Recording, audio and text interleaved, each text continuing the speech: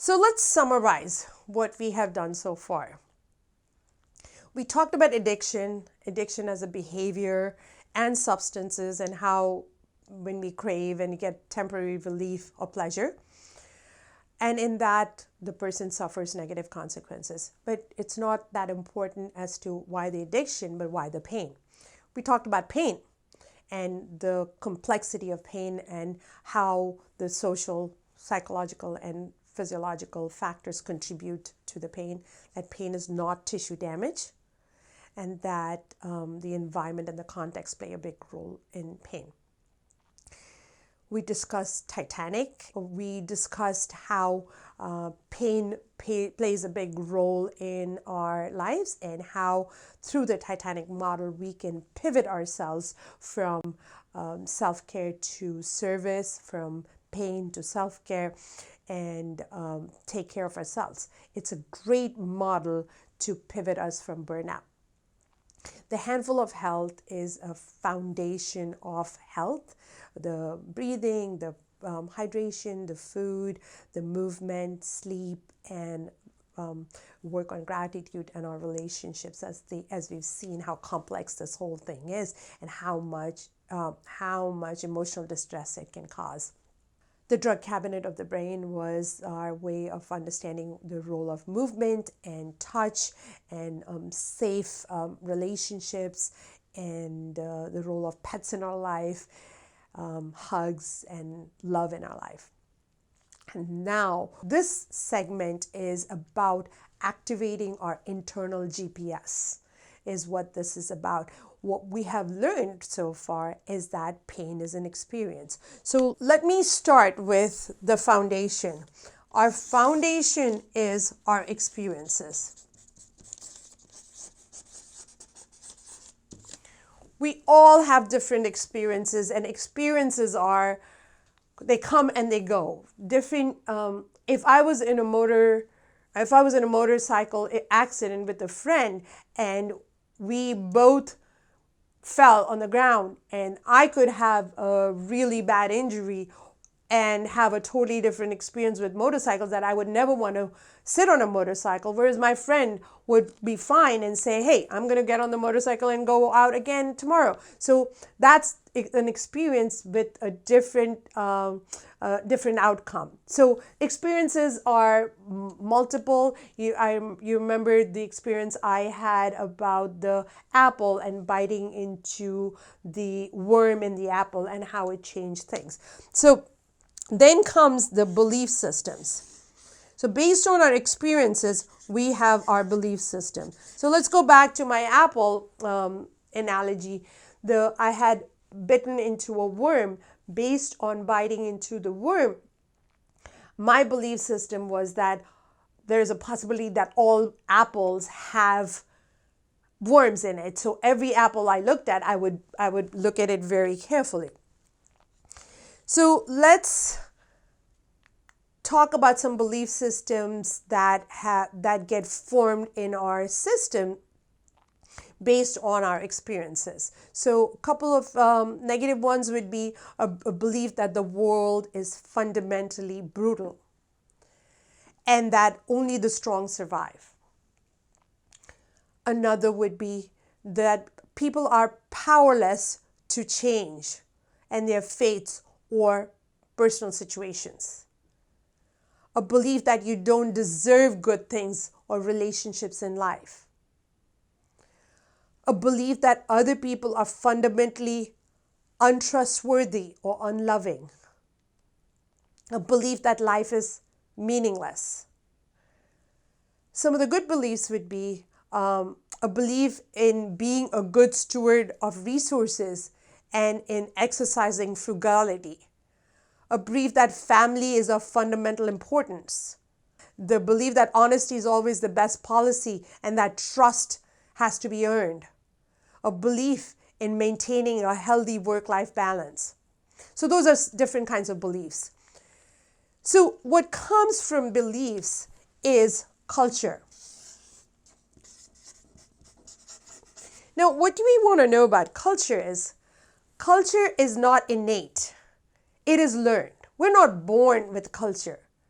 There are there's language, there's different traditions, there are arts, there are different norms, and there are different values. Culture eats strategy for breakfast. You could have the best strategy in the world, but the culture of the institution or the culture of the group is always going to trump strategy. So understanding the culture of wherever you are is very, very critical.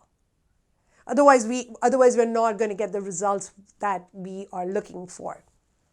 Culture defined as the characteristics and the knowledge of a particular group of people.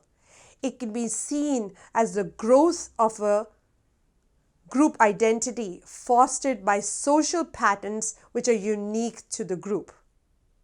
And this plays a very big role in addiction, right? Because you start, let's take vaping. One kid starts vaping and says, you know what, I was vaping, I did really good in my math class, and he or she shares it with their group, and they said, really? Let me try that. And they try that, and say, oh, that made me really relaxed. I felt really good about this. Oh, and gradually that group has formed a culture of vaping. They're supporting each other in that habit, in that belief that, hey, by vaping, I did better in my math class. So there starts that new habit. And that there's that culture that culture has formed amongst that. So the biggest chunk of culture is values.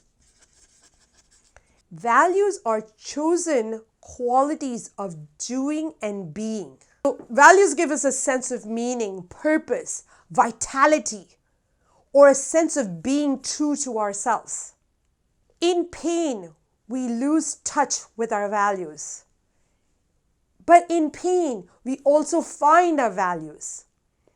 Values gives us meaning. Yearning for meaning provides us an inexhaustible energy of motivation and direction. We lose our values when we don't trust ourselves as we start following cultural norms or the social shoulds. We avoid past pains.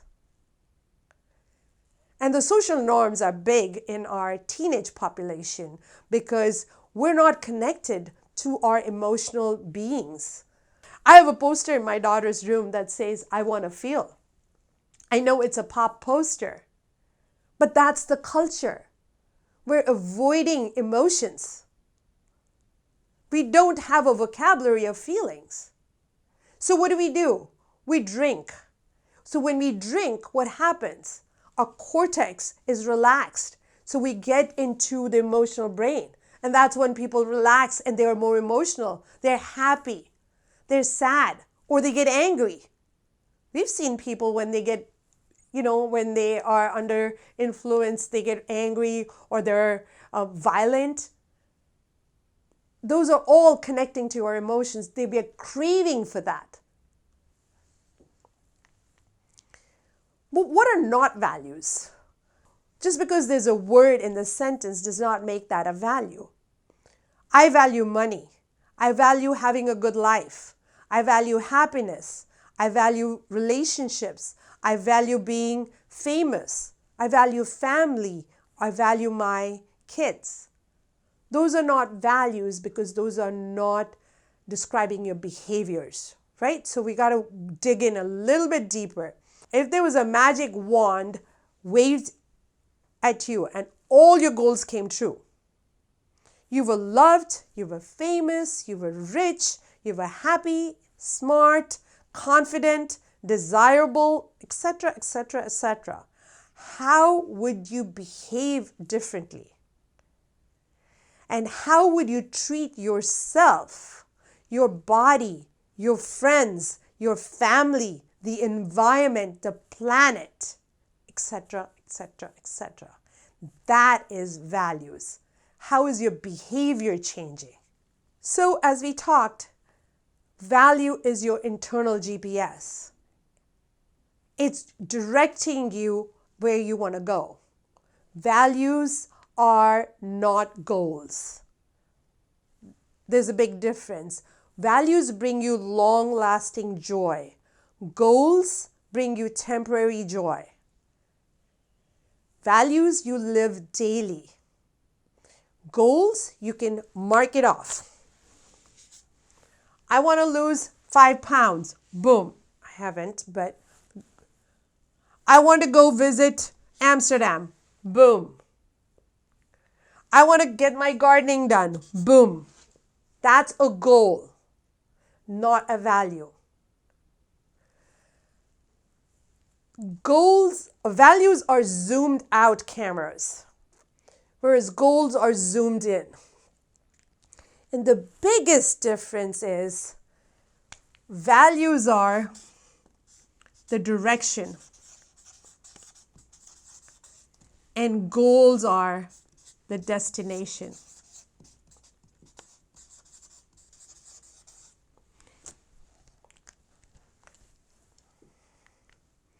So this is an activity I would strongly encourage you to do. What we are doing in this activity, as you see on the slide, is you have picked six values that you feel are strong, that are important to you. So in my case, I have picked trust, honesty, respect, authenticity, responsibility, and fairness. Now what you do is you're going to take between these two, you're going to find one value that's important. Between these two, you'll pick one. Between these two, you'll pick one. Between these two, you'll pick one. And these two, you'll pick one. Then, based on your results, you will do the same thing over here.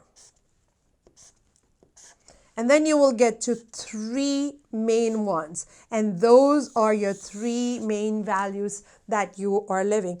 Now, this is not a project or an activity that you can do very easily, because after you do it, you realize, oh, those are not really values. Those are more stepping stones. So you're looking at things that you can behave in. For me, my values are authenticity. My behavior is that of being authentic at any given time with every encounter I have. My other value is responsibility. That I take responsibility of situations. It does not have to be my fault, but it can be my responsibility. And what can I do something about the situation? So that's a very important value for me. And the other most important value for me is trust. I have to be able to trust the people I am around. But it's not just that. I make myself trustworthy so that I can earn people's trust as well. So here, what's above culture and values are actions and behaviors. So what we want is, we want the clarification of values. And based on the clarification of values, we want committed actions. That the actions that we're doing are aligned with our values. So it's from the values to committed actions and behaviors. So from the values, what matters to you in the big picture? What do you want to stand for? What personal qualities and strength do you want to develop? How do you want to enrich or improve your relationship? And how would you like to grow or develop through addressing your issues or problems? And so what would committed actions look like is, what are you currently doing that improves your life in the long run? What do you want to start or do more of? What life-enriching goals do you want to achieve? And what life-enhancing actions do you want to take? What life-improving skills would you like to develop? So those are actions that we can move our life towards, that are aligned with our values. So the big thing is, when we are looking at behaviors and actions, is what is bringing vitality and what is bringing suffering. And that can be in a moment-to-moment life of ours. And from this action and beliefs is what we have is results. So if we are not getting the results we want, we need to look down and see what are our behaviors, what are our actions that are causing this to be a problem. And there we move down further into our values and see, is our values aligned with our behaviors?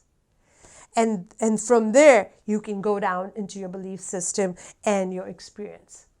But even if we reach up to our values, we've done a lot of work right there. So this is very key. If we can integrate this into our high schools, middle school kids, and help them understand that these behaviors are not just bad behaviors. They're just behaviors that are important to them. There are certain values that have not been tapped into. So, and that will tie that whole process in. I strongly encourage teachers to look at acceptance and commitment therapy as a great resource to help kids and help themselves to move towards value-based actions. So the last part of this presentation is the key to pain behavior. This is a tool that my coworker Joe and I created together, and we are calling it the key to pain behavior. So Joe's going to help me with this. He's going to pick a painful situation, and this can be, you can do this with any pain. It can be psychological, it can be social, it can be physical. So we're going to do this thing. So let me draw this for you. It's a key. So this is the key, and the acronym is BEST, BEST, and this is our needs, and this is our values. So, and this is behavior or actions. This is emotions. This is sensations, as in body sensations, and these are your thoughts. So let's start this. Joe, can you tell us a little bit about a painful situation that you would want to work through this? Absolutely, Sharna. So I at the clinic that we work at, there was a walking challenge. So I was doing a whole lot of walking, and after one of my walks, I started to feel some pain in my ankle, my right ankle. So pain in ankle. So what were your thoughts when you had that ankle? My thoughts were, I was a little bit interested as to what it was. So I was curious. Having the knowledge that we do from a healthcare provider, trying to figure out I didn't really do anything, right? So I was just walking. So why is my ankle hurting? What could that have been? I was just walking. What could it have been, right? Okay. So those were your thoughts. What were your sensations? What were the body sensations you felt?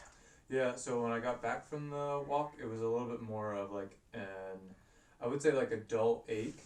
And dull ache. Yeah, and then when I was poking around, I could find some sharp sensations. Yeah. Sensations. Okay, very good. What were some emotions you went through? Definitely some frustration. Frustration. You're doing something that you're trying to do that goal, because a value of mine is health. So the clinic started a walking. Yeah, nice. Yeah. A value of mine was the health, and we were doing this walking campaign, and I was trying to get the steps that I needed to. So a little frustrated that obviously you're doing something that you're ideally in the right state of mind for, and yeah, it stunk because I had something else I wanted to do. So what was the behavior? What did you do when you had this happen to you? I ended up just kind of taking it easy, and I took Just some basic NSAIDs, so I took some ibuprofen or something along those lines. That was the action I took, because another thought of mine was like, I had a golf outing or a golf time set up for like 2 days later, and that I really wanted to go to. So you had a golf outing and you were wondering if you'll be able to make that back. Yeah, or like I wanted to make sure I was okay to do that and not like aggravate things, because another thing I have to do is work, and part of our job is Can being I on work? our feet and walking. Yeah. Can right? I work? Yeah. So, and what were the needs? What did you need at that time? In what sense? Like overall, when you were going through this experience, what did you need? What do you need to feel better? Reassurance that I was okay to continue doing the things I needed. Exactly. Very good. So what we have in this, we call it the key to pain behavior. What we know is that these three things, the thoughts, the emotions, the sensations, we cannot change. We cannot change the thoughts, the emotions, and the body sensations because they're there. I mean, we can try and change it, but what we want to do is just accept it. It's like, okay, these are the thoughts that I'm going through. I'm just going to step back and watch it. But what we can do is change the behavior, right? What Joe did was he took it easy. He took some medication to feel better. He wanted to be ready for his other situation, but he could have done other things. He could have walked even more, or he could have just taken bed rest. So those are the actions he can change. But these three things, you don't change. You just become aware of it. And that's what we would encourage you to do, is to start becoming aware of these sensations. It's just a tool. This is not treatment. This is not therapy by any means. It's just helping you diffuse what's going on in your system. And it can be done by anyone. And you constantly go back to your values as to why you're doing what you're doing, and are you getting the results you want. The activity you have for to do is twofold. One is I want you to take some time and reflect that it is your 80th birthday, and what would you like people around you to say about you?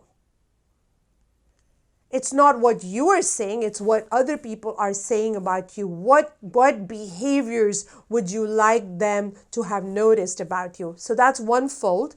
The second fold of this activity is you're going to go to this website. It's called the High Five Test. And what you're going to do is you are going to find your top 5 strengths. And then you're going to put all that information in a 2-minute video for us to watch. That would have the high 5 strengths and 3 of your values that are most meaningful for you. Thank you.